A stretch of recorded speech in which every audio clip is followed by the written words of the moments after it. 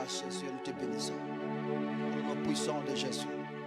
Que quelqu'un m'aide à faire ses confessions ou cette déclaration avant d'entrer dans la parole de Dieu ce matin. Père, je te suis reconnaissant de ce que tu m'as jugé digne de me confier ta parole. Je suis né par ta parole. Je vis par ta parole au-dessus des circonstances et de toute autre situation. Je sais, Seigneur, que je gagne toujours. Je réussis toujours. Et je prospère toujours. Selon ce que dit ta parole. Dans le nom puissant de Jésus. Ce qu'on peut acclamer le Seigneur. Reste debout quand même. Embrasse-toi 2, 3 personnes. Comme ça, on avance à ça. Embrasse-toi 2 ou 3 personnes. Comme ça, je dis embrasse 2 ou 3 personnes. Ça fait du bien quand même. Tu vois, quelqu'un s'est réveillé le matin, il ne savait pas qu'on va l'embrasser. Embrasse-le. Ne lui donne pas la main. Embrasser, ce n'est pas donner la main. Si on t'a donné la main, c'est à 0. Reprends. J'ai tout mon temps. C'est moi le prédicateur. C'est mon temps. Donc, je peux gaspiller mon temps. On peut reprendre ça, s'il vous plaît. Ne dites pas, oh, pasteur, on a déjà fait. Tu vois, ça, c'est l'esprit impur. Embrasse quelqu'un. Tu n'en peux pas, mouchaf. Embrasse quelqu'un, embrasse-le. Trouve-le là où il est. Trouve-le là. Surtout les gens difficiles, là. Les gens qui ne viennent pas là. Il y en a 2 autres qui sont là derrière. Allez les suivre là-bas. Embrassez-le. Allez les embrasser là-bas. Frère. Vous ne voulez pas embrasser? Que Dieu vous bénisse. Merci beaucoup. Bonjour à tous. Nous sommes en train de parler de phronesis et la prière. Est-ce qu'on peut acclamer pour vous-même avant qu'on entre là? Nous sommes en train de parler de phronesis et la prière. Nous avons dit que phronesis, c'était la compréhension active.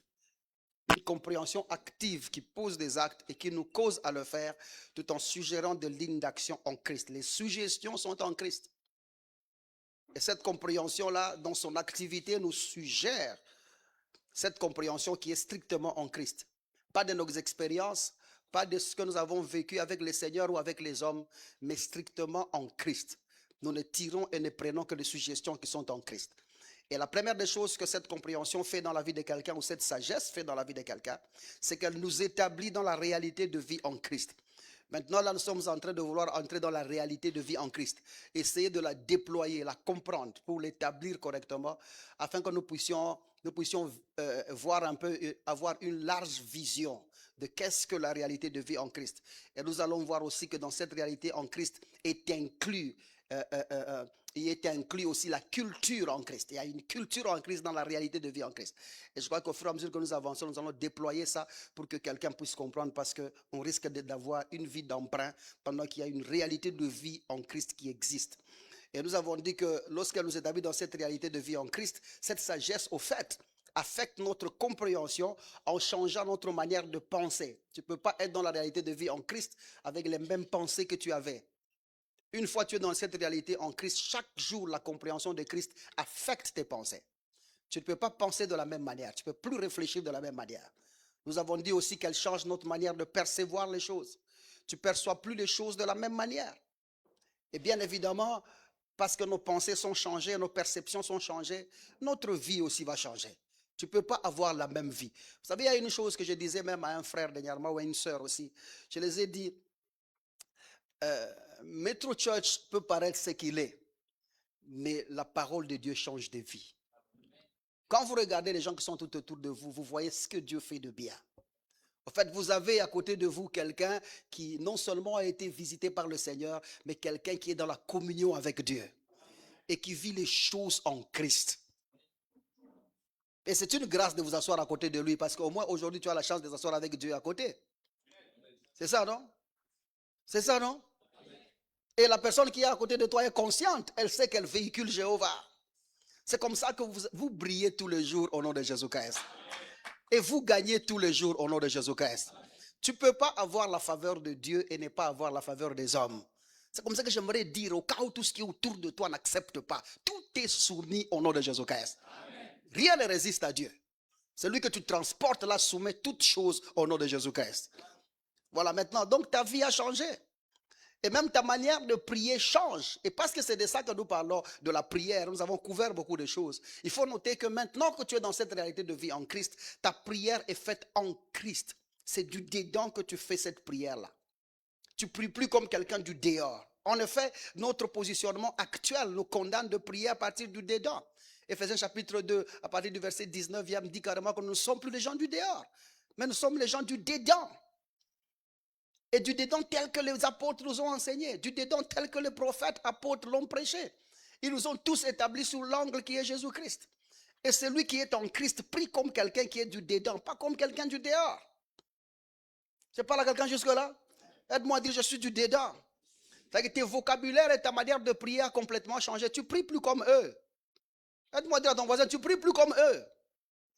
Ils sont aussi dans une église, ils sont aussi dans une assemblée, ils citent aussi Jésus dans leurs prières, mais tu ne pries plus comme eux. Tu ne pries plus comme eux. Toi, tu pries à partir du dedans. C'est du dedans que sont les sources de l'inspiration qui motive tes mots. Quand tu parles à partir de Jésus. Quand tu parles à partir de Christ. C'est ça ta source et c'est le lieu de ta vie et tu pries comme quelqu'un qui est du dedans.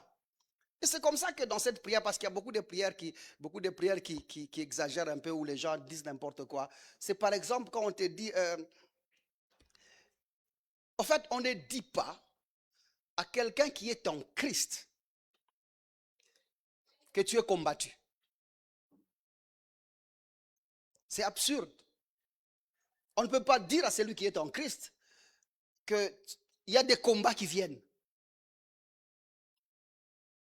C'est le manque au fait de la connaissance de la parole de Dieu.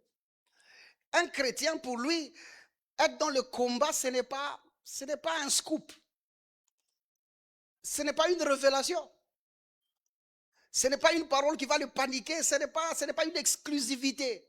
Ce n'est pas une parole inédite. Parce que la Bible dit déjà, Jérémie chapitre 1 verset 19, il dit quoi? On vous fera la guerre. Et puis on dit quoi? Donc c'est un problème ça. Donc si tu me dis je suis en guerre, ça va me surprendre. On me fera la guerre et on ne te vaincra pas. J'aime bien le texte, je pense que le texte il est personnalisé. C'est-à-dire que c'est de toi qu'on parle. Voyons un peu ça, Jérémie chapitre 1er, avant d'entrer dans ce qu'on a prévu aujourd'hui. Il ne faut pas paniquer. Et vous imaginez, tu es là en train de stresser d'un message où on t'a dit, écoutez un peu la version du message. Dieu a dit, prie beaucoup, parce qu'il y a du combat. Dieu, chez qui tu dois adresser la prière, a dit, prie beaucoup. Pendant que c'est lui qui doit venir te sortir de ces combats-là.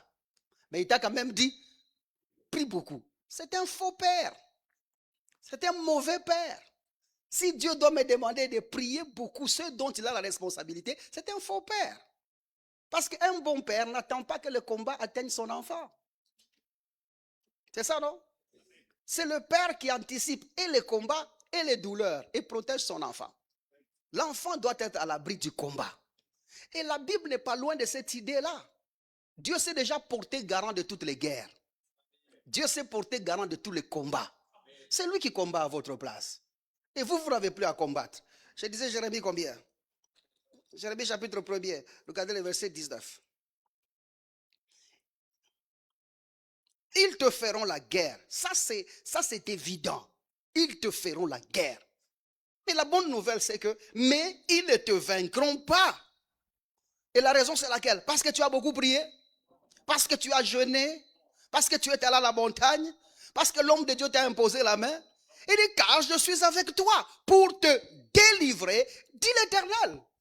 Dieu est avec toi pour t'épargner du combat. Donc tu ne te battras pas. Celui qui te combat Dieu lui-même. Donc vous êtes en guerre, tu paniques, tu commences à prier, tu commences à chercher. Ça n'ira pas. Jésus lui-même, qu'est-ce qu'il dit? Jean chapitre 16, verset 33. Chapitre 16, verset 33.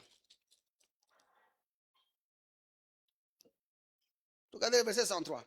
Il dit, je vous ai dit ces choses afin que vous ayez la paix en moi. Afin que vous ayez la paix en moi. Vous aurez des tribulations. Ça vous n'éviterez pas. Des tribulations, vous en aurez. Et de toute manière, on refusera que vous prêchez. On refusera que vous priez dans cette maison-là. L'oncle refusera que tu habites chez lui. La tante te chassera. Vous aurez des tribulations. Aide-moi à dire à ton voisin, tu les auras, mon cher. Mais la bonne nouvelle, c'est que, mais, Quand on dit déjà mais, c'est qu'on a annulé ça. Mais, prenez courage. Pourquoi? J'ai vaincu le monde. Le monde qui te persécute est vaincu. C'est-à-dire que tu ne peux pas paniquer d'un adversaire vaincu. Tu gagneras toujours. À la fin de tout ça, c'est nous qui gagnerons toujours. Et j'aime bien, il y a même un texte que mon frère a pris ici pendant qu'il présidait ici. Il a pris Exode 14, 14. Et là, ça, c'est très important cette phrase. Quand on me dit, tu es dans le combat, je ne panique pas. Pourquoi je veux paniquer? Parce que je sais déjà que les combats sont évidents. C'est ça, non? Mais j'ai les promesses et les certitudes de Dieu. Qu'est-ce que Exode 14, 14 qui dit? Il dit, gardez silence. Je combattrai pour vous. Il ne t'a pas dit, priez beaucoup. Je combattrai pour toi. Il n'a pas dit, va à la montagne. Je combattrai pour toi. Il n'a pas dit, construis un hôtel. Je combattrai pour toi. Il n'a pas dit, donne une offrande. Je combattrai pour toi. Il a dit, toi, garde, fais ce que tu as à faire. Bref, en français courant, c'est fais ce que tu as à faire. C'est comme ça qu'il dit à Moïse, pourquoi est-ce qu'il y a des pleurnissements? Pourquoi est-ce que les gens paniquent? Pourquoi est-ce qu'il y a gémissement? Il dit, toi étends ta main, frappe-la, fais ce que tu as à faire. Le problème de guerre, c'est mon problème. Alors j'aimerais dire à quelqu'un, quelles que soient les nouvelles de guerre que tu as reçues, c'est toi qui gagnes au nom de Jésus-Christ.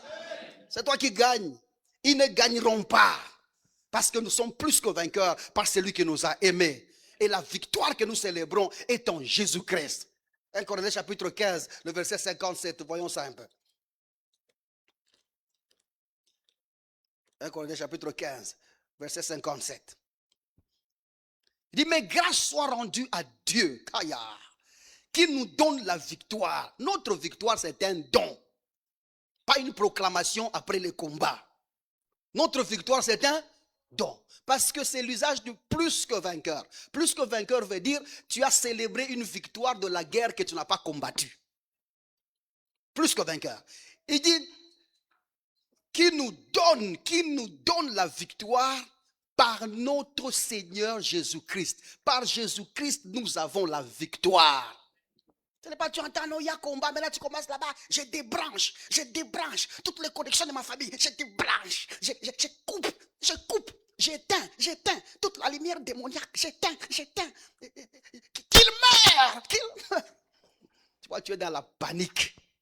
Tu es dans la panique. Nous, quand on nous dit ce combat, on se tait. C'est celui qui a dit combat là, ça l'occupe. Quelqu'un me comprend jusque-là? Si tu vas avoir cette attitude, tu gagneras toujours au nom de Jésus-Christ. Il y a des gens qui stressent partout. Et quand tu commences à stresser, le diable sait déjà que tu ne connais pas qui tu es. Tu ne connais pas qui tu es. Vous savez, le peuple de Dieu aujourd'hui, c'est comme les enfants d'Israël. Tout le monde vous panique, mais vous paniquez les paniqués. Tout le monde vous panique.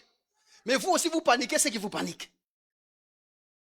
Et quand vous envoyez des mercenaires pour aller voir, ils rentrent chez vous, ils vous disent quoi? Nous sommes devant ces peuples que nous avons trouvés là comme des sauterelles. Mais le peuple que vous voyez comme des géants est aussi panique qui vous êtes.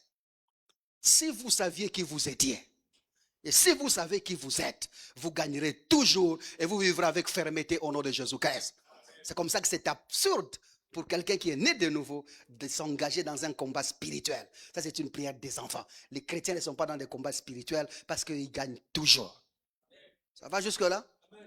Et en réalité, même le combat spirituel n'existe pas. Très bien. On peut finir par là?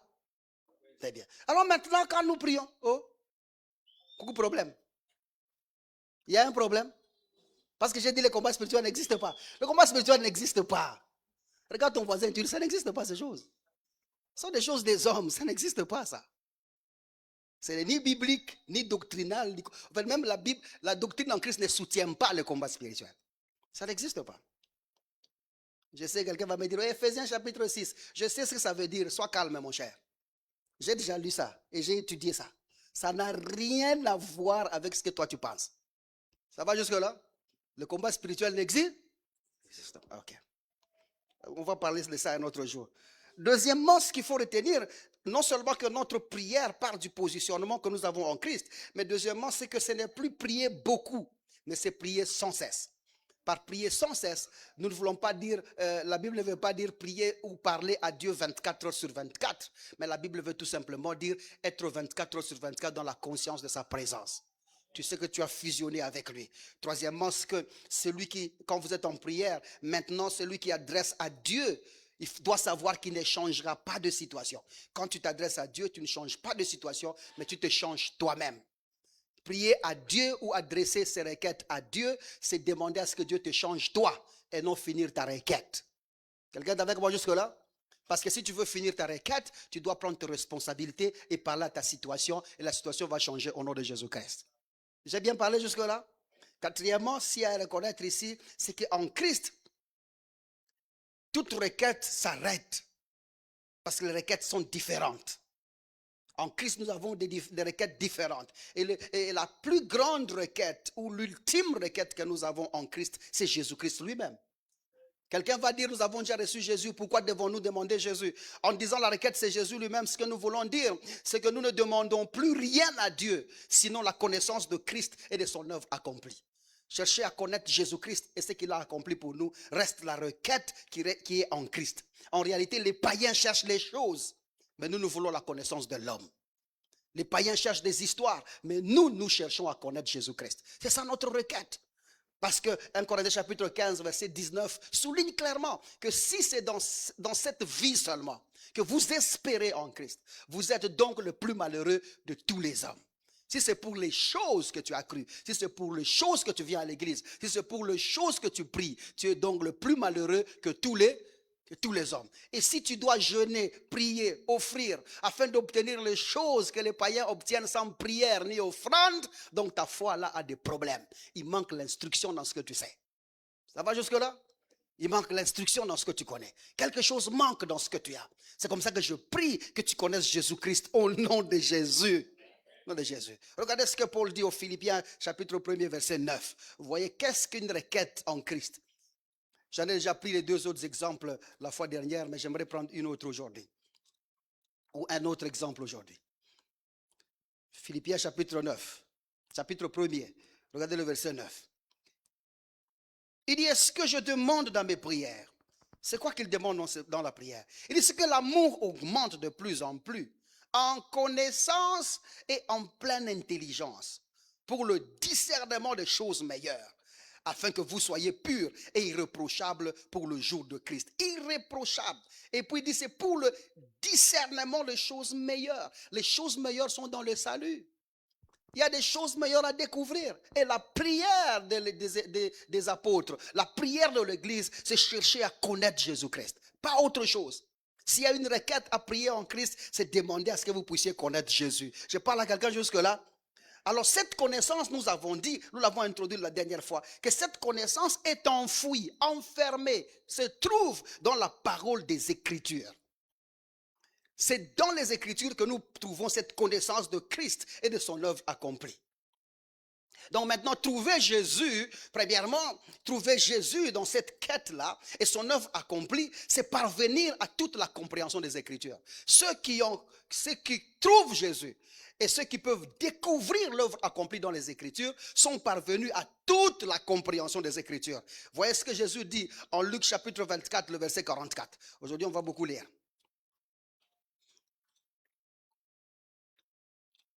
Je sais qu'il y a un frère qui va dire, ah pasteur, verset.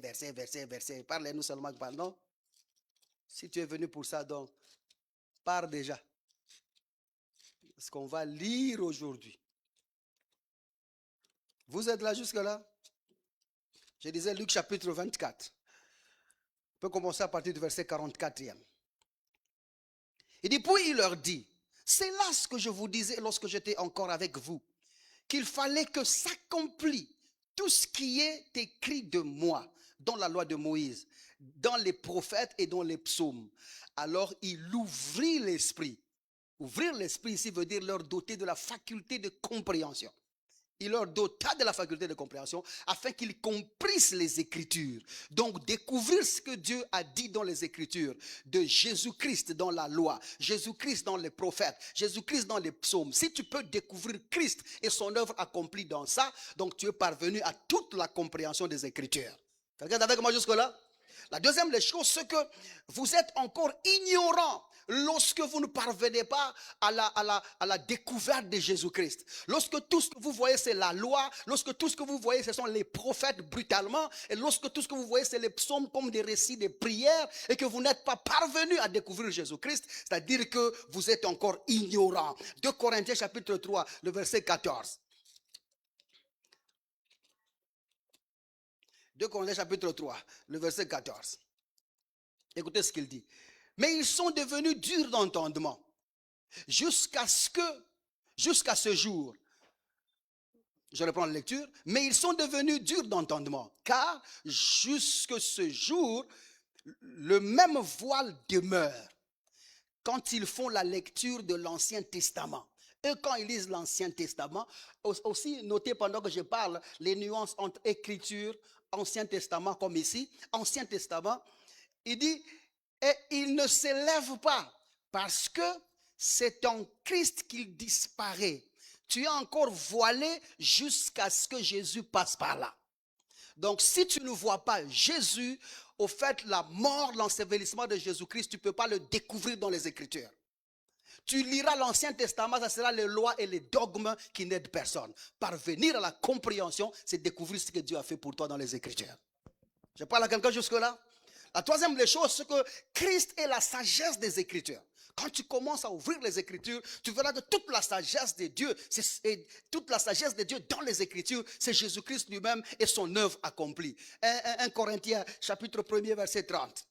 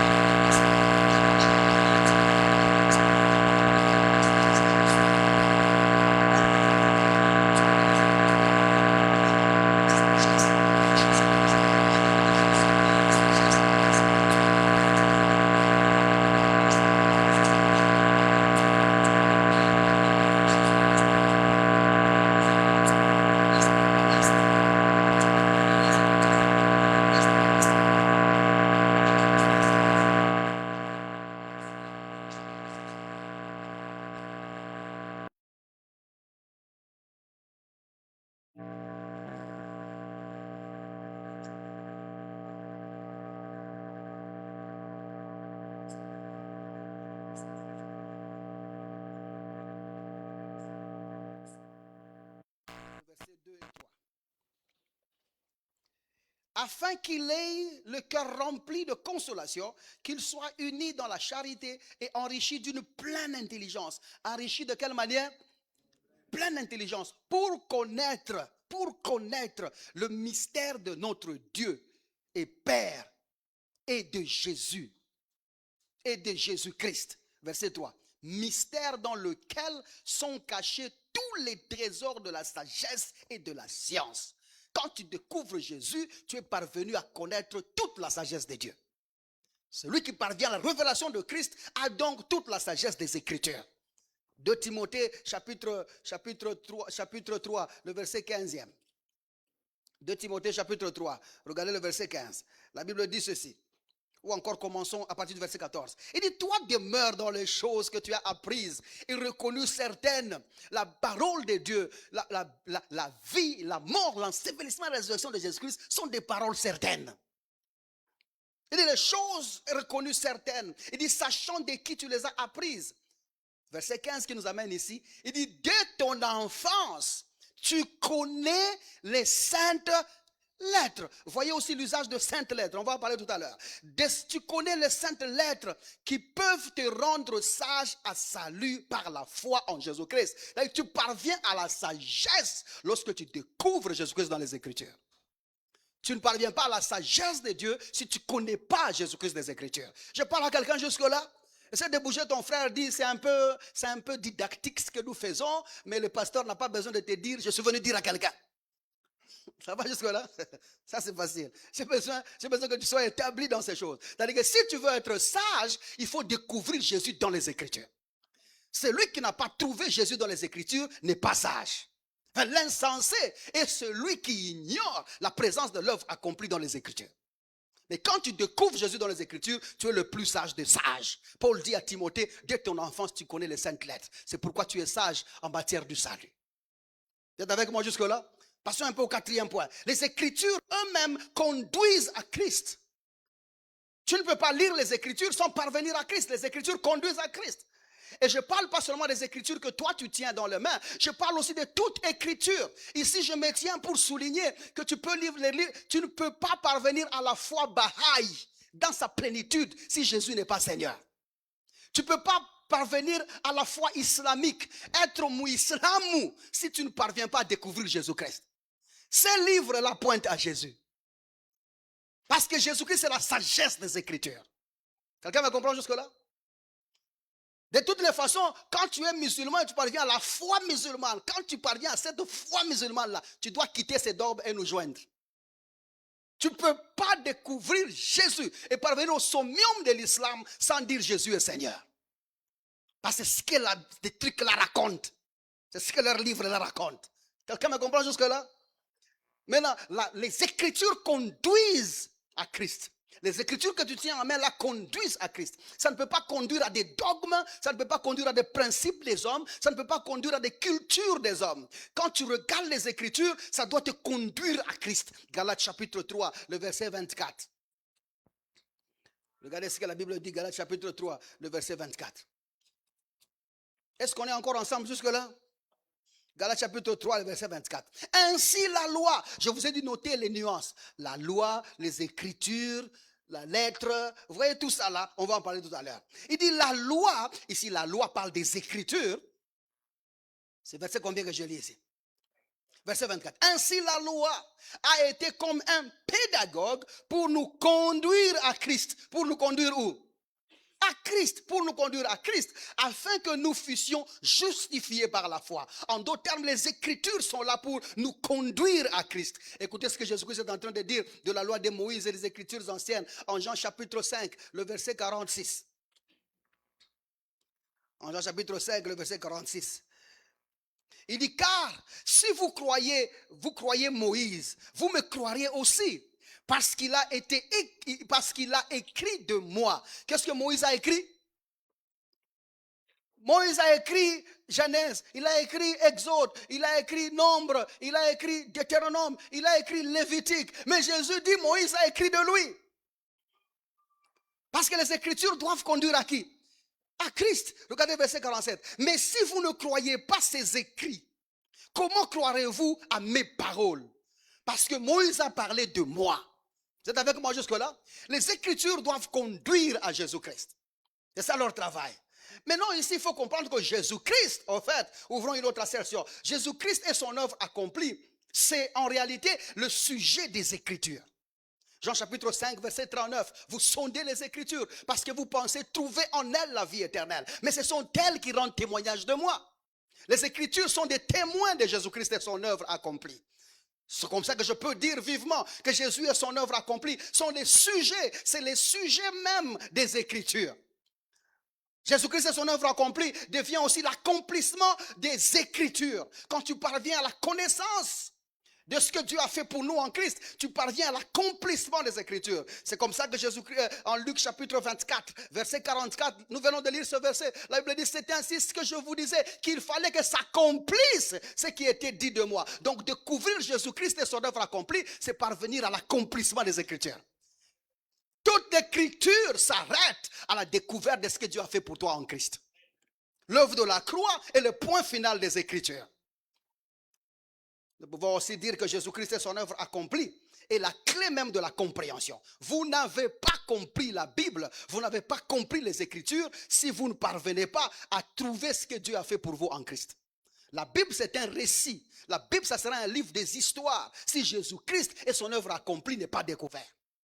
Quelqu'un est avec moi jusque-là?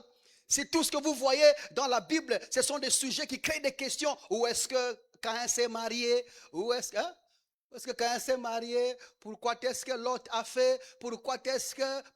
Si c'est ce que ça trouve, donc tu n'as pas encore lu. Tu n'as pas encore lu. C'est comme ça que moi, j'aimerais bien avoir à m'asseoir avec quelqu'un qui a découvert Jésus dans les Écritures et qui veut qu'on ajoute sur ce qu'il a vu. Et non quelqu'un qui veut prouver qu'il n'a, au fait, il n'a pas vu Jésus des Écritures. Il veut me prouver autre chose. C'est comme un monsieur que j'ai rencontré. Il est en train de me lire un verset où Jésus dit Simon. Vous voyez? Jésus appelle Simon. Et il dit non, tu vois Simon qui m'bangouille. Je dis, ah, frère. Une telle personne, comment est-ce que vous allez commencer à partager avec lui? Parce que la personne est encore dans le verre blanc. C'est difficile. Quelqu'un est avec moi jusque-là? Nous cherchons des gens qui ont découvert Jésus dans les Écritures. Avec eux, on peut s'asseoir et partager. Et si tu n'as pas vu Jésus dans les Écritures, on va partager quoi? Parce que moi, j'ai vu Jésus dans les Écritures. Et toi, tu ne le vois pas. Ça sera difficile. Et c'est comme ça que les gens ont des difficultés. Quand ils nous entendent prêcher, ils disent non, ce pasteur n'a pas encore grandi. Ce pasteur est dans la confusion. Non, leur problème, c'est que moi, j'ai vu Jésus. Vous avez vu autre chose. C'est ça le problème, non? Parce que maintenant, quand moi je suis là, je suis avec un frère et j'écris 6 ici. Vous me regardez d'en face. Moi, j'écris 6. Je suis avec le frère. Moi, le frère ici qui m'a vu écrire, lui, il va voir quoi? Mais vous qui êtes là, vous voyez quoi? Pour que vous voyez la pensée de Dieu dans les Écritures, il faut être dans l'angle de celui qui a écrit. Mais l'angle de celui qui a écrit, c'est Jésus. Si vous êtes de l'autre côté, vous allez voir 9. C'est comme ça que nous allons voir 4 dans les Écritures, mais vous allez voir des chaises. C'est ça, non? Parce que vous êtes de l'autre côté. C'est comme ça que vous ouvrez la Bible pour les titres, mais nous ouvrons la Bible pour servir. Bien évidemment, dans cette étude que nous avons amorcée aujourd'hui, il faudrait donc relever certaines nuances dont je parlais tout à l'heure. Certaines nuances de mots qui désignent les écritures de la parole. Le mot écriture de la parole n'est pas l'unique mot qui désigne écriture. Et c'est comme ça qu'il est important que nous puissions le faire, parce que là où nous sommes en train d'aller, il faut essayer d'enlever les écailles, des confusions qui se trouvent dans l'usage de la parole, afin que lorsque nous parlons de Jésus, que nous découvrons un peu plus clairement. Vous noterez une chose, que lorsque la Bible parle d'écriture, et le mot écriture au pluriel veut aussi dire lettre. Vous les trouverez ailleurs être appelés comme lettres. Les disciples l'ont appelé aussi des lettres.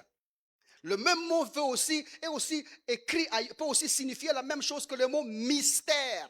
Les écritures, les lettres sont les mystères. Et le même mot est aussi appelé la loi. Écriture, c'est aussi la loi seule et aussi la loi de Moïse. À certains endroits, lorsqu'on parle de la loi de Moïse, on ne se réfère pas seulement à ce qu'il a dit là, on se réfère à tout l'Ancien Testament. Non seulement la loi de Moïse, ailleurs vous trouverez aussi, on a dit Moïse tout court. Moïse, lorsque vous trouvez le mot Moïse, ça traduit aussi à des endroits écriture ou les écritures. Le mot écriture peut aussi être trouvé comme les prophètes, au pluriel, les prophètes. On dit ce que les prophètes ont dit ou les prophètes. Ça peut aussi être dit comme la prophétie ou encore la parole de prophétie. Ça signifie aussi la même chose. Le mot écriture peut aussi pointer à ce qu'ils ont appelé la foi des anciens. Quand vous lisez les écritures, vous êtes en réalité dans la foi des anciens. Est-ce que mon dicté est rapide pour ceux qui écrivent? Très bien, vous allez suivre après. Maintenant, la foi des anciens. Après que la foi des anciens, brièvement ce qu'on a appelé écriture, lettres, mystère, loi de Moïse, Moïse, les prophètes, la prophétie ou la parole de la prophétie. La foi des anciens veut tout simplement dire Ancien Testament ou Ancienne Alliance. Clair pour quelqu'un? Chaque fois que vous verrez le mot écriture, voyez Ancien Testament. Chaque fois que vous voyez lettres, mystère, voyez Ancien Testament. D'autre part aussi, il y a une nuance assez contraire qui se relève de l'autre côté. Non seulement nous parlons des Écritures, mais vous trouverez dans la Bible une autre appellation des Saintes Écritures. Vous êtes avec moi jusque-là? Il n'y a pas seulement Écriture, mais il y a aussi Saintes Écritures. Bien évidemment, quand tu trouves Saintes Écritures, ça ne veut pas dire Écriture. Écriture, ça désigne Ancien Testament, mais Saintes Écritures signifie exactement ce que le mot veut dire. Ça signifie les Écritures mises à part. Les Écritures sorties des Écritures. Les Écritures sanctifiées des Écritures. Bouge ton voisin, dis, écoute bien ce qui se passe là. Je ne t'ai pas entendu le dire. Dis-lui bien, écoute bien ce qui se passe là. Maintenant, quand tu trouves Écriture, ça ne veut pas dire Saintes Écritures. Parce que Saintes Écritures, ça veut aussi dire Saintes Lettres. Ailleurs, vous trouverez écrit aussi Saintes Lettres. C'est-à-dire qu'il y a les lettres qui tuent, mais l'esprit vivifie. Vous vous rappelez de ça? Maintenant, c'est quoi l'esprit derrière les lettres qui composent les Écritures qui donnent la vie? Ce sont les saintes lettres. Les saintes lettres, comme le verset que nous venons de dire, Paul dit à Timothée, toi, dès ton enfance, tu connais les saintes lettres. C'est quoi les saintes lettres? Dans les lettres qui tuent, sont les lettres qui donnent la vie. Et les lettres qui donnent la vie sont les lettres qui concernent Jésus seul. Est-ce que nous comprenons là-bas? Parce que c'est ce qui est sanctifié des lettres, mis à part des lettres. La lettre donne la mort, mais les saintes lettres donnent la vie. Et ce qui est sanctifié dans les lettres concerne Jésus et son œuvre accomplie. Je parle à quelqu'un jusque-là? Même chose avec les Écritures et saintes Écritures. Alors, saintes Écritures tient pour saintes lettres, ça tient aussi pour révélation. L'Ancien Testament, c'est un mystère, mais le Nouveau Testament, c'est une révélation du mystère. Ou un dévoilement du mystère. L'Ancien Testament, c'est ce qui est caché. Le Nouveau Testament, c'est ce qui est révélé. Et maintenant que nous sommes en Christ, il n'y a plus de mystère. Donc si quelqu'un vous dit aujourd'hui, je vais vous parler du mystère de la foi en Jésus, il n'y en a pas. Ça a été déjà dévoilé. Parce que ce qui était mystérieux dans les Écritures, c'est Jésus-Christ et son œuvre accomplie. Et ça a été déjà révélé. Votre amen manque des unités jusque-là. Donc il n'y a plus de mystère de la foi, il n'y a plus de mystère de la grâce, il n'y a plus de mystère de quoi que ce soit. Tout a été révélé en sa mort, son ensevelissement et sa résurrection. C'est déjà révélé. Donc maintenant, le Nouveau Testament, c'est la révélation. Les Écritures, la Sainte Lettre, la révélation. On appelle ça aussi la grâce. Vous trouvez ailleurs, on a écrit la grâce. La grâce tient pour les Saintes Écritures. Parce que là-bas, c'est la loi. Ici, c'est la grâce. On appelle ça aussi évangile. Bonne nouvelle. Non seulement qu'on appelle ça seulement évangile et bonne nouvelle, on appelle ça aussi les prophètes. Pas par confusion, mais pour montrer une différence. Parce que les prophètes de l'Ancien Testament parlaient de ce qui devait venir. Mais le prophète du Nouveau Testament révèle ce qui a été fait. On appelle ça aussi Jésus tout court. Quand par exemple la Bible dit, je crois ça en Hébreux chapitre 13, le verset 8, il dit Jésus-Christ est le même hier, aujourd'hui et éternellement. On ne parle pas de la personne de Jésus, mais on parle de la doctrine en Christ. Quelqu'un me comprend? Qui est la même hier, aujourd'hui et éternellement. On appelle ça aussi doctrine sainte ou la sainte doctrine. Ça c'est la sainte écriture ou sainte doctrine. On appelle ça aussi doctrine de foi. Or, ce qu'on a appelé sainte écriture, sainte lettre, révélation, grâce, évangile, les prophéties ou les prophètes, Jésus, doctrine sainte ou doctrine de la foi, c'est tout simplement le Nouveau Testament. Vous êtes avec moi jusque-là? C'est tout simplement la nouvelle alliance. Maintenant, pourquoi est-ce que, pasteur, tu te donnes la peine d'entrer dans tout ça? Parce qu'au fait, nous devons droitement diviser la Bible. Droitement diviser la parole au-delà des frontières imposées par les théologiens. Quand tu ouvres ta Bible là-bas, tu trouves un endroit où on a écrit Nouveau Testament, un autre endroit où on a écrit Ancien Testament. Mais toi et moi, nous devons droitement diviser la Bible afin d'aller au-delà des frontières nous imposées par les théologiens pour parvenir à trouver Jésus, écoutez bien, Jésus dans l'Ancien Testament, pendant que lui-même est dans le Nouveau Testament, vivant dans l'Ancienne Alliance. Si tu ne peux pas aller au-delà des frontières, tu ne découvriras pas ça. Je répète pour la bonne compréhension. Nous devons droitement diviser les Écritures, aller au-delà des frontières des théologiens, afin de découvrir et de trouver Jésus dans l'Ancienne Alliance, pendant que lui-même est dans la Nouvelle Alliance, vivant dans l'Ancien Testament. La deuxième des choses à retenir ici, c'est que nous voulons dire, ou ce que nous voulons dire dans ce que nous voulons dire, c'est qu'il n'est pas anodin. Ce n'est pas une surprise de trouver dans le Nouveau Testament de l'Ancien Testament et de trouver dans ton Ancien Testament là le Nouveau Testament. Parce que la Bible n'est pas limitée par les théologiens. La Bible est véhiculée par la pensée de Dieu. Le fil grand de la Bible, c'est Jésus lui-même. Il a été, il est et il sera. Et quand vous ouvrez la Bible, il est le sujet principal. Alors si tu vas te limiter dans les frontières de théologiens, tu ne sauras pas les trouver dans l'Ancien Testament. C'est comme ça que le manque de détection de qui est Jésus, on peut le confondre partout. C'est comme ça que tu vois les gens, aujourd'hui il est né de nouveau, mais il se laisse être confondu par Méphibosheth.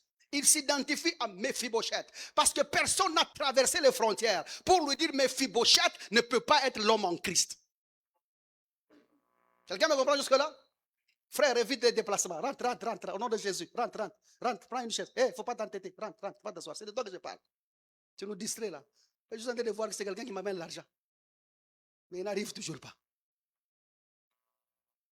Maintenant, si tu ne vas pas au-delà des frontières, si tu ne vas pas au-delà des limites de ce que les théologiens ont imposé, il sera difficile de découvrir que le quatrième homme de la fournaise ardente, ce n'est pas l'homme, ce n'est pas Jésus. Et la Bible dit, il était semblable. Vous êtes avec moi jusque-là? Il n'était pas lui. Il faut aller au-delà des frontières pour réaliser qu'il n'y a jamais eu de il n'y a jamais eu c'est quoi? Des théophanies. C'est-à-dire que Christ n'est jamais apparu dans l'Ancien Testament. On ne l'a jamais vu. Et que l'unique fois que Jésus-Christ apparaît, c'est dans la Nouvelle Alliance. Le mystère de la piété est grand. Dieu a été révélé en chair, vu des anges. C'est ce que Paul nous dit. C'est maintenant qu'il a été vu, pas avant. Maintenant, si tu ne traverses pas les limites, tu ne sauras pas sonder ce qu'il y a réellement. Je parle à quelqu'un jusque-là. Allons un peu dans ça. Alors, pour ne pas... Il faut aussi aller au-delà des frontières pour ne pas transgresser à la loi de la légitimité d'interprétation. La loi de la légitimité de transmission et d'interprétation. Parce que vous ne donnez pas aux gens la nourriture qui ne leur concerne pas. La Bible dit que ceux qui sont sous la loi, on leur donne quoi? La loi. À ceux qui sont sous la loi, on leur prêche quoi? La loi. Ça sera une transmission légitime. Mais chez nous, en Christ, la Bible dit, le cœur ne peut être affermi que par la grâce. C'est-à-dire que la nourriture est différente. Alors si tu ne sais pas aller au-delà des frontières des théologiens, tu ne sauras pas découvrir tout ça. Notre quête et notre prière ici, c'est de parvenir, si nous pouvons, à entrer dans ce qui est légitime pour les gens. Il est donc important de nous présenter, ça devient donc important, de nous présenter nous tous comme des serviteurs éprouvés, qui ont scruté la parole, qui ont séparé ce qui est de Christ et ce qui est de la loi, qui ont séparé ce qui est de l'ancienne alliance et de la nouvelle alliance, qui savent faire la différence entre les Écritures et les saintes Écritures, qui savent faire la différence entre les saintes lettres et les lettres qui tuent. Et si tu parviens à cette dimension-là, ta vie au fait en Christ sera plus à l'aise et plus facile. Or, si ça c'est difficile, donc ta vie pratique aussi sera difficile. Mais si tu découvres ça facilement, tu sauras déterminer ce qui est de Dieu et ce qui ne l'est pas. C'est parce que personne ne t'a dit et t'a montré par exemple le caractère de Dieu en Christ, au-delà des frontières des théologiens, que tu peux accepter que Dieu peut tuer quelqu'un. Ou que Dieu peut faire du mal à quelqu'un.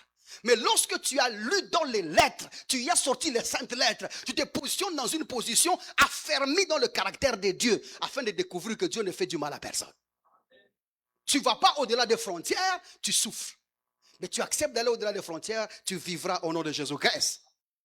2 Timothée chapitre 2, regardez le verset 15. Écoutez l'exhortation que Paul donne à son fils Timothée. 2 Timothée chapitre 2, le verset 15. Il dit, efforce-toi. Le mot là-bas, je traduis efforcer, veut dire étudie. Elle va dire à ton voisin, étudie. Efforce-toi de te présenter devant Dieu comme un homme éprouvé, un homme testé. Il ajoute, un ouvrier qui n'a point à rougir, qui ne panique pas, qui n'a pas honte, qui n'a pas peur. Il dit, qui dispense droitement la parole de Christ. Dispenser droitement la parole de Christ, c'est le mot orthotoméo. Donc quand on t'appelle à dispenser droitement la parole de Christ, on t'appelle à orthotomiser les Écritures. C'est comme un médecin, par exemple, qui fait la chirurgie. Il peut enlever le kyste du corps de la personne sans laisser le kyste, une partie du kyste dans le corps. Et sans aussi laisser partir le kyste avec une partie du corps. orthotomiser, c'est-à-dire que diviser droitement, séparer correctement, pour que ce qui est de la loi ne parte pas avec la grâce, ça sera un mélange. Et ce qui est de la grâce ne reste pas dans la loi, ça sera un mélange. Vaut mieux la loi tout seul et vaut mieux la grâce tout seul. Mais si la grâce et la loi commencent à être mélangées, ça crée la confusion et la mort. Et c'est comme ça que partout où on mélange les deux, il n'y a pas de vie. Il n'y a de vie que là où il y a Jésus-Christ seul. Et la Bible dit, je suis l'Éternel, votre Dieu, je ne partage pas ma gloire avec un autre. Je ne partage pas ma gloire à un autre. Et Dieu veut que nous soyons ceux qui dispensent droitement la parole de Christ. Verset 16, ça nous intéresserait. Il dit, évite les discours vains et profanes. Si ce n'est pas Christ que tu prêches, tu es dans la vanité et dans la profanation. C'est une blague que tu fais. Les Écritures doivent se dispenser en Christ seul. Il dit, car ceux qui tiennent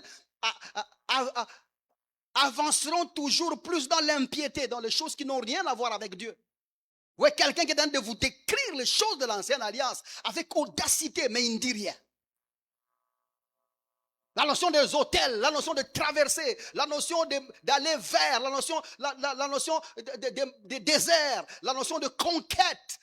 Ce sont des notions qui semblent bien. Tu écoutes comme ça, quelqu'un t'explique. Tu peux même croire que le chrétien est appelé à conquérir. Le chrétien, c'est un conquérant. Le chrétien n'est pas un conquérant. Il n'a pas de terre à conquérir. Il est né là où il devait être. Le chrétien n'est pas en train de partir vers son Canaan. Il est né dans la maison de Dieu. Est-ce que nous comprenons? Mais si tu entends quelqu'un te prêcher avec audacité, des discours vains, il est en train de profaner, mais il ne sait pas qu'il est en train de donner la chose illégitime aux gens dont ça ne concerne pas. Quoi qu'il peut y avoir des similitudes avec la liberté des enfants d'Israël dans notre salut, mais nous ne sommes pas juifs. Est-ce que quelqu'un me comprend jusque-là? Nous avons dans cette profanité et dans cette quête d'impiété que nous annonçons avec audacité, judaïsé l'église. Certaines pratiques juives se retrouvent dans l'église où quelqu'un peut mettre un kippa, un boubou, une soutane, les talits qui ne sont même pas bibliques, mais il amène ça quand même dans l'église du Christ et l'église dit Amen. Quelle profanation! Parce que personne n'est allé au-delà des frontières pour découvrir que ça, ce n'est pas acceptable, c'est illégitime aux enfants de Dieu. Ma quête aujourd'hui en Metro Church, est-ce que nous allons faire par l'aide du Saint-Esprit, c'est de t'amener toi au-delà des frontières, que tu ailles voir par toi-même, que tu dises que ça, c'était ce que je vis déjà. Ça, c'était Jésus-Christ. Et si tu parviens à ça, tu gagneras et tu vaincras toujours au nom de Jésus-Christ.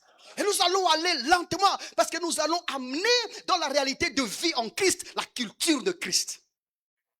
Ce n'est comme ça que tu vas savoir. Nous allons tout faire. Le baptême, la Sainte Seine. Nous allons tout faire.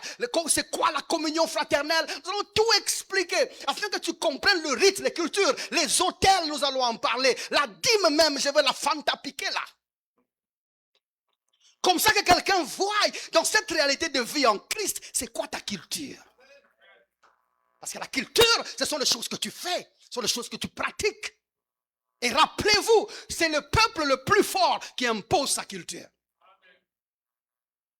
C'est comme ça que vous avez l'intention de voir dehors que les Juifs sont plus forts. Parce qu'ils ont réussi à établir leur culture. Lorsque les missionnaires venaient ici et que le gouvernement de l'Europe n'avait pas d'argent pour financer leur mission, c'était les banquiers juifs qui leur donnaient l'argent et leur donnaient la condition. Là où vous allez dire que nous sommes le peuple de Dieu. Allez leur dire que c'est nous que Dieu a choisi. Prenez notre argent, à condition que vous leur dites que nous serons sauvés sans votre Jésus. À cause d'Abraham.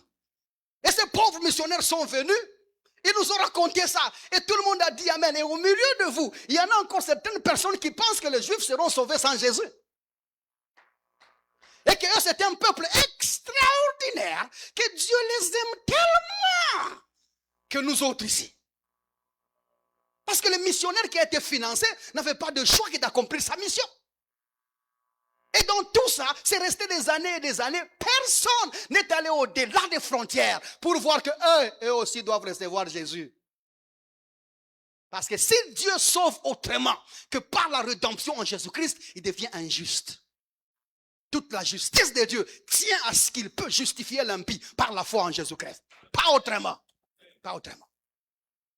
Et la loi même que les Juifs approuvent que tous ont péché et sont privés de la gloire de Dieu. Inclus eux. Inclus eux. Oh non, à la fin du monde, quand nous serons partis, déjà, écoute, nous n'irons nulle part. Nous n'irons nulle part. Oh, enlèvement, pour aller où? Nous sommes déjà là où il faut que nous soyons. La Bible dit, lorsque Christ, votre vie apparaîtra, vous apparaîtrez avec lui. Nous nous trouvons là où notre vie se trouve. Je suis déjà là. Je n'attends pas un jour pour monter. Toute religion et toute assemblée de culte qui t'offre une ascension est diabolique. Très diabolique. Quand tu vas chez les hommes mystiques, ils te parlent de dimensions, ils te parlent de niveaux, ils te parlent d'ascension. Tu vois, cet appel à monter là est diabolique. En Christ, tu es déjà arrivé. Tu es à l'endroit qu'il faut. Tu es dans la cité des dieux.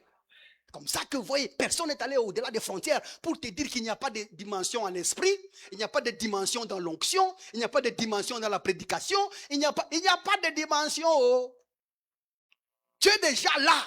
Tu ne fonctionnes pas pleinement dans ça parce que tu ne connais pas. Maintenant qu'on va autotomiser, tu vas connaître, tu vas parler. Tu vas connaître, tu vas prophétiser. Tu vas connaître, tu vas guérir le malade. Tu vas connaître, tu vas faire des miracles. Parce que ce qui te manquait, c'est la connaissance et non une dimension. Ils sont allés voir Élie et son jeune frère. Ils sont revenus. Ils ont dit que nous pouvons donc avoir la portion de l'onction. Double portion, Seigneur. Je demande double portion.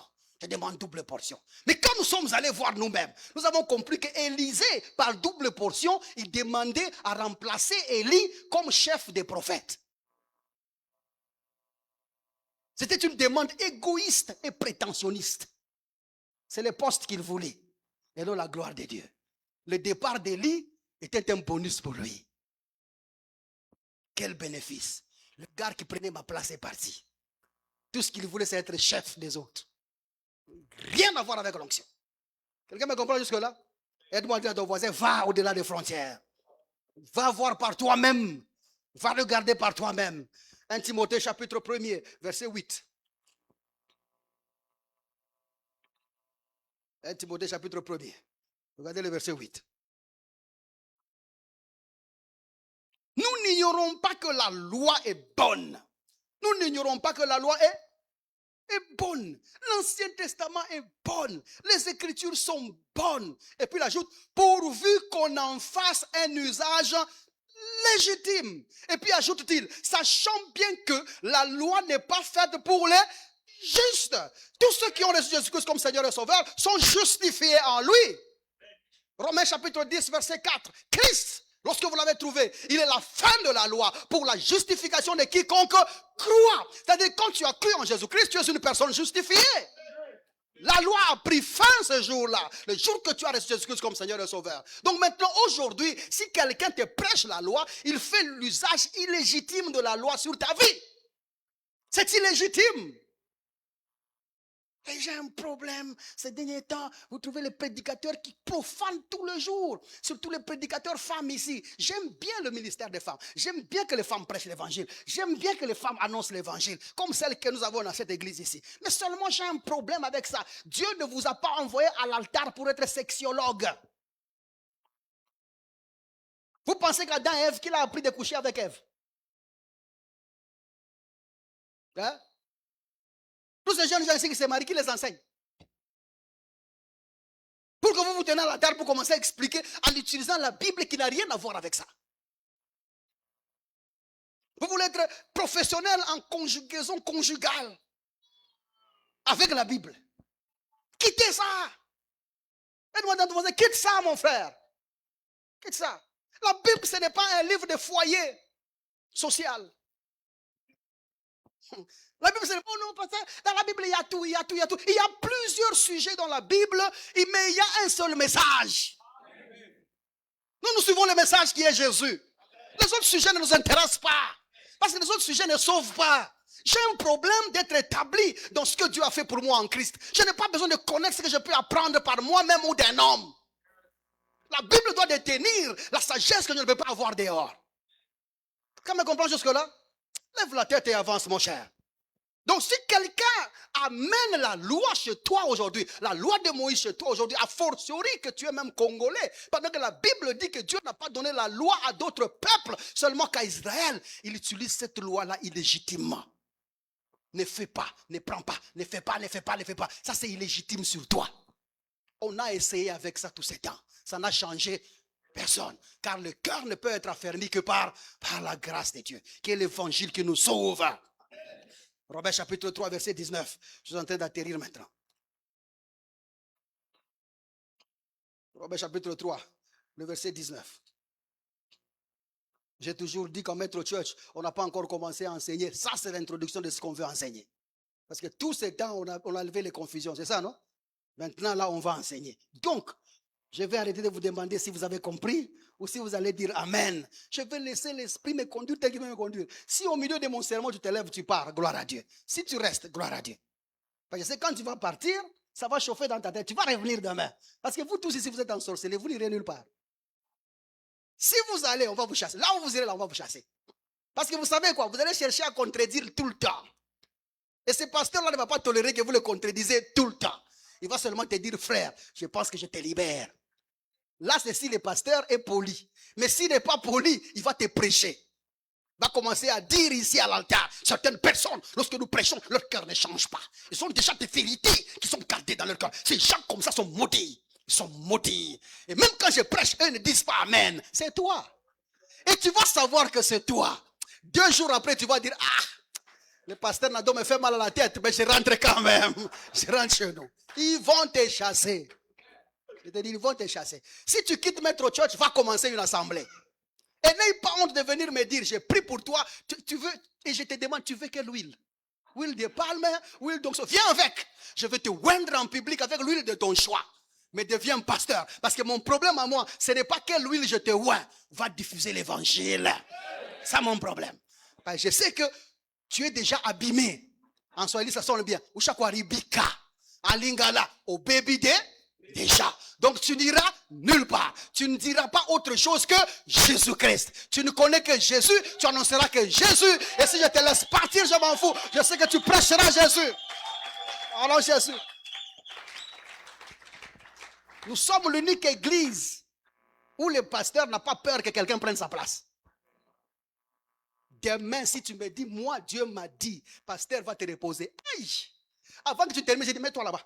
Père, merci pour la fin mission. 30 ans de service, c'est beaucoup. Tu m'as pris trop jeune. J'arrête par ici. Quelles vacances? J'ai peur. Vous allez commencer à m'appeler. Le téléphone de votre correspondant. Je change même le numéro.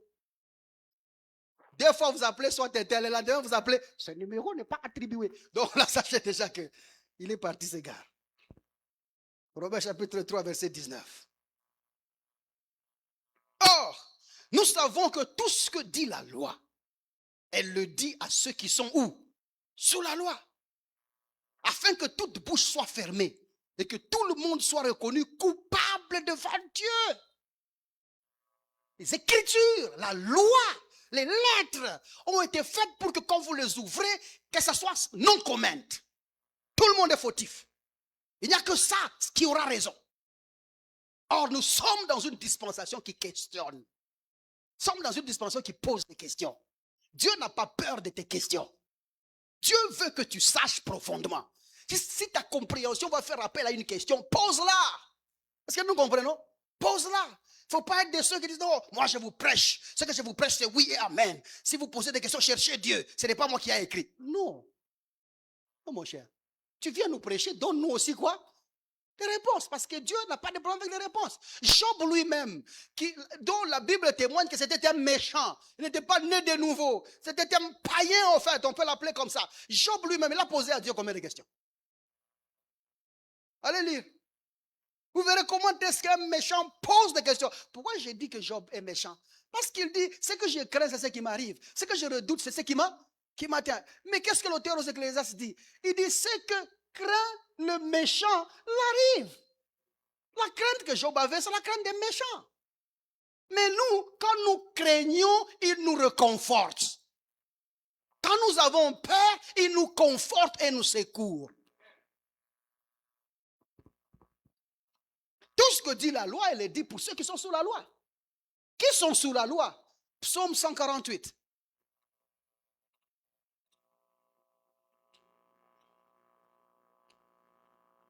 Psaume 148. Nous voyons Psaume 147 plutôt. Verset. On commence à partir du verset 18. Il envoie sa parole, verset 18, et ils les font. Ils exécutent. Il fait souffler son vent et les eaux coulent. Verset 19. Il révèle sa parole à Jacob. Il la révèle à qui? Ses lois, il les révèle et ses ordonnances à Israël. Il révèle ses lois et ses ordonnances à Israël. Il révèle ses lois et ses ordonnances à qui? À Israël. Verset 20. Il n'a pas agi de même pour toutes les nations. Et elles ne connaissent point ses ordonnances. Dieu a-t-il donné la loi aux Congolais? Dieu a-t-il donné la loi aux Chinois? Il a donné la loi à qui? Seul. Donc vous maintenant, si vous voulez vivre selon la loi, vous êtes en train de vivre hors service. Ça va jusque là? C'est attendre l'électricité là où il n'y a pas de connexion électrique. Ça ne produira rien. Et vous allez souffrir pour rien.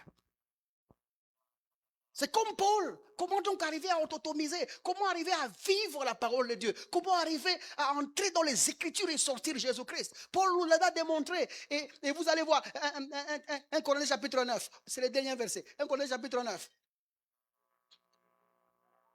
J'ai dit c'est le dernier verset. Aujourd'hui, je vais dire la vérité. C'est le dernier verset. Je n'ajoute pas. Toi, tu dis toujours comme ça, mais tu dis...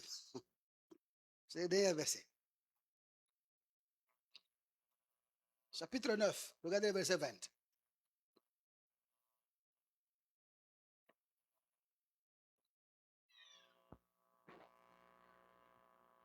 On commence par le verset 19. Car, bien que je sois libre à l'égard de tous, je ne suis esclave de personne, il dit, je me suis rendu le serviteur de tous, afin de gagner le plus grand nombre. C'est quoi le but ici? C'est gagner le plus grand nombre. Verset 20. Avec le juif, observez bien, avec le juif, j'ai été comme juif. J'ai été de quelle manière? Comme juif, afin de gagner les juifs. Avec ceux qui sont sous la loi, comme étant sous la loi. Quoique je ne sois pas moi-même sous la loi. Donc quand Paul arrivait chez le juif, il prenait la loi et il ressortait Jésus-Christ. Il leur montrait clairement que ce que disait la loi l'a pointé à Jésus. Continuons la lecture. Afin de gagner ceux qui sont sous la loi. Avec ceux qui sont sans la loi, ceux qui n'avaient pas de loi, j'ai été comme sans la loi. Quoique je ne sois pas sans loi de Dieu, étant sous la loi de Christ.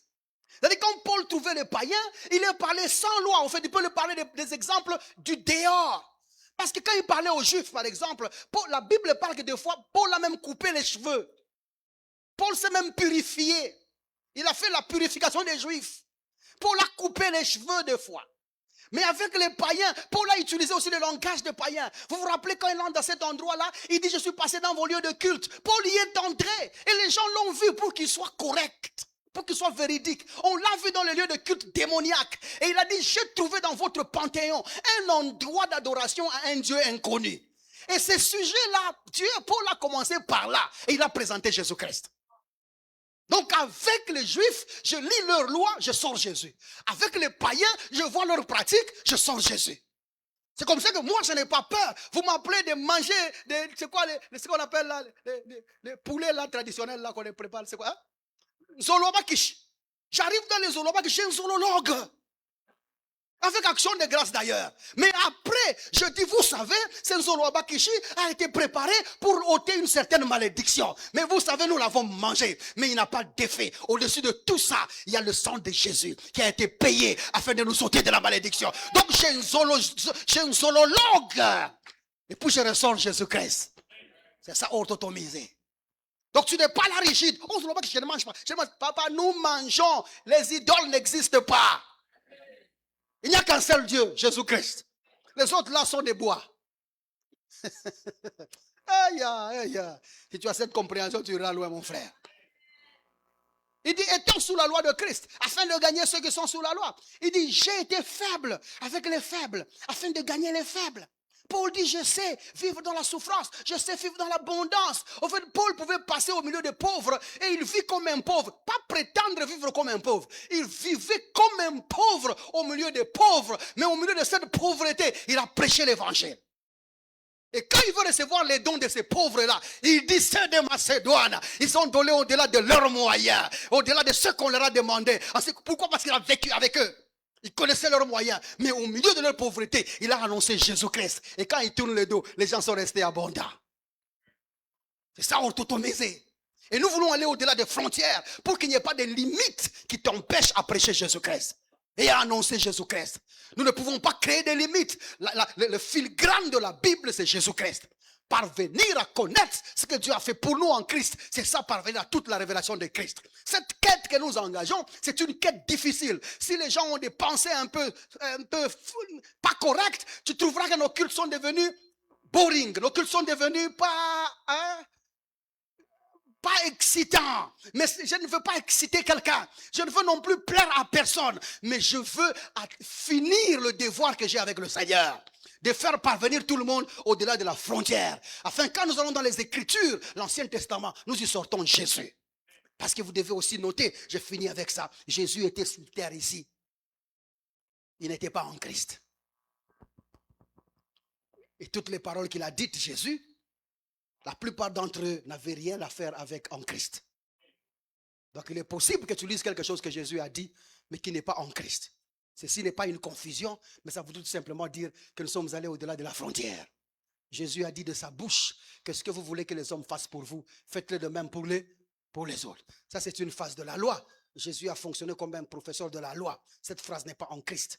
Mais au contraire, Jésus-Christ lui-même parle maintenant en Christ en disant, nous sommes comme notre Père qui est dans les cieux, qui fait pleuvoir de sa pluie chez les biens, et chez les bons et chez les méchants. Et il appelle même à tout le monde d'être parfait comme le Père qui est dans les cieux. Voilà, Jésus a dit, aimez ton prochain comme toi-même. Ça sonne beau, mais cette phrase n'est pas en Christ. Ça va jusque-là? Si je commence à aimer ses frères comme j'aime moi-même, le frère va souffrir. Il va vraiment souffrir. Parce que moi, je n'ai pas dormi aujourd'hui. Toi, tu vas supporter ça? Non. Si je te donne mon amour, tu vas commencer à dormir dans l'église. Mon amour ne peut pas contenir. Je n'ai pas d'amour à te donner, au fait. Mais Jésus a prononcé cette parole. Mais cette parole n'est pas en Christ. Mais quand nous sommes allés en Christ, en ce qui concerne l'amour, la Bible dit, aimez-vous les uns les autres, comme Christ vous a aimé. Vous êtes avec moi jusque-là? C'est que je ne te donne pas de mon amour, mais je donne l'amour que j'ai reçu de quelqu'un d'autre. Donc ne paniquez pas quand je dis que Jésus-Christ n'était pas en Christ. Ce n'est pas une insulte, c'est vrai. Oh. Et nous pouvons tirer beaucoup de phrases que Jésus a dites qui ne justifient pas qu'il était en Christ. Et ça ne fait pas de lui un démoniaque ni un désordonné. C'est seulement parce que la Bible dit, Galates chapitre 4, verset 4, lorsque les temps se sont accomplis, Dieu a envoyé son Fils, né sous, Jésus-Christ était sous la loi. Il était dans l'Ancien Testament. C'est comme ça que la prochaine séance, nous allons faire la subdivision de la Bible pour comprendre et localiser Jésus de la chair. Où est-ce qu'il était et là où tu te trouves aujourd'hui. Que Dieu bénisse quelqu'un si vous m'avez compris. Alors, qu'est-ce que nous faisons ce matin? Quelqu'un va dire, je suis allé à l'église pour que j'arrache, je brise. Ça, si tu veux arracher, briser, viens jeudi. Et d'ailleurs, j'aimerais profiter pour faire le communiqué. Viens ce jeudi. Et ce jeudi, nous allons consacrer nos cultes à la guérison miracle. Quelqu'un est avec moi jusque-là? Nous allons communiquer la guérison. La Bible dit, il nous a fait des guérisseurs. Et nous voulons que tu fonctionnes dans cette dimension-là. Quand je parle de guérison, je parle de guérison de tes finances, guérison de tes projets, guérison de tes matériels, guérison de ton corps, guérison de ta tête, guérison de ta jambe, guérison de malaria, guérison de sida. On va faire ça. Donc quand tu ne vas pas venir là, ceux qui vont venir vont apprendre comment ça se fait. Et toi, tu souffriras de ce que les autres ont déjà dépassé. Je dis pas ceux qui étaient là. Levez bien les mains comme ça que les jaloux vous voient. Vous qui étiez là, dites ouh. Vous savez, nous avons appris des bonnes choses. Nous avons appris comment parler à nos choses. Comment ne pas perdre nos choses. Comment progresser avec nos choses et avancer avec nos choses. Et ça bénit beaucoup de gens. Ça bénit beaucoup de gens. Et malheureusement, ces cultes-là n'existent nulle part. Donc, vous n'allez pas sur les réseaux sociaux, il n'y a pas. On vient de m'informer qu'il n'y a qu'un seul frère qui a. Tu avais filmé pour qui? Il n'y a que Franck qui a ça. Donc toute l'église attaquait Franck. C'est lui qui a l'unique personne au monde qui a cette sermon de jeudi, c'est Franck. Franck de l'orchestre, le bassiste là, le chef de l'orchestre là. C'est lui seul qui a. Les autres n'ont pas. Donc allez le chercher. C'était... Même moi-même j'ai été béni. Et quelle présence de Dieu on a eu. Nous avons été obligés d'arrêter les cultes par force. Viens. Je t'invite à venir jeudi. Viens, nous allons expérimenter la santé divine. Comment est-ce qu'on diffuse la santé divine? Comment est-ce qu'on la proclame dans la vie des gens? Comment est-ce qu'on la proclame sur toi-même? Pour que tu dises, comme la Bible dit, ceux qui habitent la cité disent, je suis malade. Que la guérison soit dans ta vie. Merci beaucoup. Maintenant, qu'est-ce que nous faisons aujourd'hui avec tout ce que nous allons apprendre ici?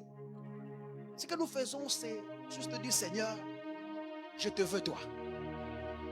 Je ne veux rien d'autre. Les choses, je peux les avoir moi-même. Mais je prie pour que j'ai la compréhension des Écritures. Que mes yeux s'ouvrent. Que je te voie partout. Que des lettres, j'y sorte les saintes lettres. Que de la loi, j'y sorte la grâce.